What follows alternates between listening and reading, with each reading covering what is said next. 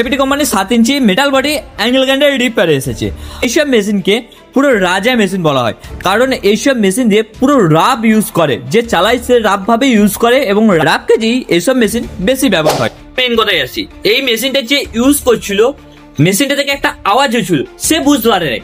But তার যে মালিক, দেখো সবারই তো বড় সেটআপ, বড় কারখানা নয়, তার 7টা এই ধরনের মেশিন আছে, আর তার 2টো পার্মানেন্ট কর্মচারী আছে, আর একটা মানে কন্ট্যাক্ট, মানে যখন কাজ থাকে তখন আসে, যখন কাজ থাকে না তখন আসে না, এরকম ব্যাপার। কিন্তু 2টো পার্মানেন্ট কর্মচারী আছে। মেশিনটা থেকে আওয়াজ হচ্ছিল, যে কাজ করছিল সে বুঝতে পারে না, যে অনার কারখানার, সে কারখানাতে গিয়ে একটা মেশিনের প্রতি আওয়াজ শুনেছে, সে সঙ্গে সঙ্গে বন্ধ করতে বলে এবং মেশিনটা আমার কাছে নিয়ে আসে, এবং সেই লক্ষ্য করে দেখে মেশিনটা কোথা থেকে আওয়াজ হচ্ছে।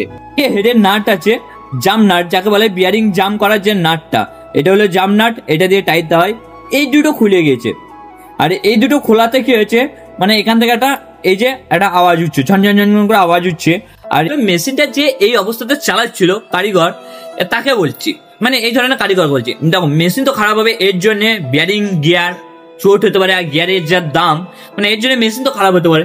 বাই চান্স ভাবো যদি একবার হুইলটা ভেঙে ফেটে গিয়ে, বা হুইলটা ভেঙে গিয়ে তোমার পায়ে লাগছে, বা তোমার শরীর লাগতো, বা পাশে কারোর জন্য লাগতো, জিনিসটা আরো বেশি খারাপ হতে পারতো। তাই যারা মেশিন নিয়ে কাজ করে, তাই প্রত্যেককে আমি রিকোয়েস্ট করবো, মেশিনকে নিয়ে যখন কাজ করবে, মেশিনকে ভালোবাসো, তাতে তুমিও ভালো থাকবে, মেশিনও ভালো থাকবে।